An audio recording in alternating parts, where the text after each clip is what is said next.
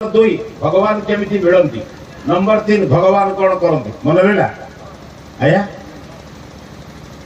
पचारे मन रहा तुम पिला मैंने 3टा प्रश्न। प्रथम है भगवान केउठी अछंती। नंबर 2 भगवान केमिति मिलती। नंबर 3 भगवान कौन करते। कहले 3टा प्रश्न उत्तर 7 दिन भितर दियो। से कहले एते शीघ्र दे पारे 7 दिन समय दिया गला। बहुत चिंता कले बीरबल कहले ये उत्तरटा ठीक हम कि से उत्तरटा ठीक हम कि या कवि चिंता अच्छे 6 दिन गला। जो दिन सप्तम दिन उत्तर देवे उपाय नहीं उत्तर का दवा पड़ो। राजा तो कहते 7 दिन दवा पड़ो ना। राजा कथा आया जदि मन को पाइला पुरस्कार देवे मन को न पाइले तिरस्कार केवल नुहे मृत्युदंड भी हो पारे। राजा कथा पुणी मुसलमान राजा आम कौन कर बड़ चिंतार था खाइला बेले पत्नी खाइबा को दौरान कि ठीक रे खाऊ ना कहीं आज मृत्यु हम कि फेर ईश्वर जानते। गोटे 14 वर्षर छुआ थिला से गुरुकुल रे पढ़े। आपण गुरुकुल कहले जी नुआ लगे जो गुरुकुल रे कृष्ण पढ़ुते से गुरुकुल रे सुदामा पढ़ुते ना नहीं पढ़ी ना नहीं। सांदीपनी गुरुकुल रे कृष्ण भी पढ़ुते सुदामा भी पढ़ुते। कृष्ण राजार पुओ सुदामा होचन दरिद्र ब्राह्मण पुओ दी जन जाक गोटे जगह पढ़ुते ना नहीं। किछि समान वस्त्र पिंधुले समान खाद्य खाऊले समान काम करुले समान गुरु सेवा करुले समान गो सेवा करुले। गुरुकुल काम पढ़ा होता। गुरुकुल सब वेद वेदांत पढ़ा जाए शास्त्र। से 14 वर्षर पिलाटे से घर को आसी बीरबल पुओटे से घर को आसी घर को आइला बेले बापा को खाइबाटा देखुच कहला बापा आपने तो अन्य मनस्कार खाऊँ कहीं आज कौन आप ठीक रे खाऊ ना तोते कही लाभ कौन कहला कहूना ते कौन कहला तू छुआटे ते कही कौन लाभ कहला आप कहतु कौन है। तृतीय थर पचारा जमी से कहले मत आगबर 3टा प्रश्न पचारि से प्रश्न उत्तर जदि आप ठीक रे देवी तो भल कथा पुरस्कार मिल जदि न दे पारिली दंड मिल से भय आज खाइबा मत भल लगुन। 14 वर्षर बालक कौन कह जानते कहले आप यही प्रश्न पर व्यस्त होती। ये प्रश्न उत्तर मो पाखे अच्छे कहले तू कौन जानू कहलु कहले आज्ञा मुझे कहीदेवी मत आप राजबाटी ने बहुत थर कहते राजबाटी ने सब नहीं ना। आज गोटे सुजोग होती मत राजबाटी नहीं चलतु मुझे जिते बुझे है बीरबल कहला गोटे भल काम करा चाकुरी पुआ को लेकिन जा पुओ को कांधर बसरे नहीं गले। हजार हजार लोक उपस्थित अच्छे। आज बीरबल 3टा प्रश्न उत्तर देवे ये भाया लोक बस। बीरबल पहुंचला बेले सागे सागे अकबर कहले कौन बीरबल एत डेरी कौन कल तुम उत्तर शुणापी लोक मैंने अपेक्षा कर तुम एत विलंब कल। से कहले आसु आसु विलंब है कौन उत्तर कह से मु उत्तर देवी मो छुआ उत्तर देव गोटे प्रश्न पचार पुणी मु उत्तर देवी बाहर टे मारिदे पुआटा पची ना कौन बुझे एने भय थिला घरे एबे पुओ कहूचे कहीदेले से तेणु सागे सागे पिलाटा ओह्लैदेले कांधर। पिला को देखे बेला अकबर पचारे कौन बालक तू उत्तर दोपा कह ईश्वर कौटी अच्छा ईश्वर केमिति मिलती ईश्वर कौन करती कहीं प्रश्न पचारे। ये 14 वर्षर पिलाटी कहला महाराज ये भारतर दुर्दिन बोली आपण ये शासन कर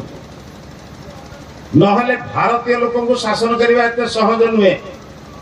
आपण भारतर संस्कृति जाना जानी ये काम करते कौन ये भारत संस्कृति रहा एमती रास्ता घाट में उल्ले पड़े कई प्रश्न पचारे कौन कर जाए ना जहाँ को प्रश्न पचरा जाए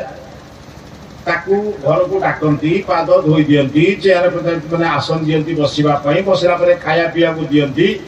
तापर सांगरे बसिके आत्मा परमात्मा प्रश्न उत्तर हुए एमती रास्ता घाट सब प्रश्न पचारती। हसिले अकबर कहले जाओ छोट छुआटे हेले भी तो ठीक कथा कहूँ। अच्छा कहले ठीक अच्छे बाबा कह तू तो पिलाटा कौन खाइबू कह गोटे पिलाटे कहला मु कौन खाइबी पिला लोक कौन खाइबी मोर गोटे क्षीर दरकार क्षीर टे पीबी दियो।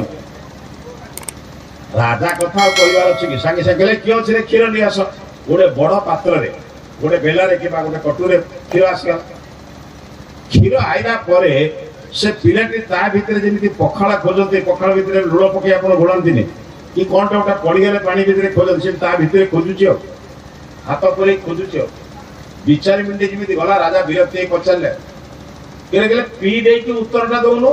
ता भर खोजुचु कौन कौन ता भर अच्छे खोजुचु कहला आया मु लहुणी खोजुची बोकाटे कि क्षीर भितर लहुणी अच्छी या सत्य ए कौन एमती मिल ए क्षीर को बसैबू क्षीरटा गरम हम गरम हो सारा पुणी सर पकेबू दही हम दहीटा मंथन हम मंथन लुणी बाहर ना क्षीरटा भितर लुणटा हठात बाहर आया बाहर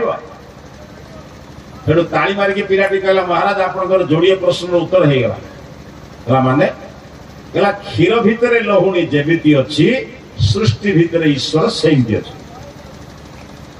क्षीर भितर लहुणी अच्छी देखा जाए क्षीर भितर लहुणी अच्छी देखा जाए किंतु कौ प्रक्रिया काले देखा जाए ताको गरम करेंगे सर पकेबे दही बसैबे दही को मंथन करेंगे तापर बाहर ना नहीं कहला ठीक सेमिति आम ऋषि मुनि माने 8टा प्रक्रिया तैयारी कर कौन जम नियम आसन प्राणायाम प्रत्याहार धारणा ध्यान समाधि यही 8टी प्रक्रिया गले ईश्वर को पाई बापा ये छुआ केते बुद्धिया केड़े प्रश्न मु पचारि थी ये को गोटे मिनिट उत्तर देदेला ईश्वर कौन अच्छे क्षीर भितर लहुणी जेमिति संसार भितर ईश्वर सेमती सब अच्छे ईश्वर केमिति मिलती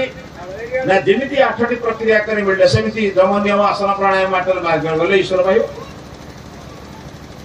से आया कौन आया आप बर्तमान हनुमान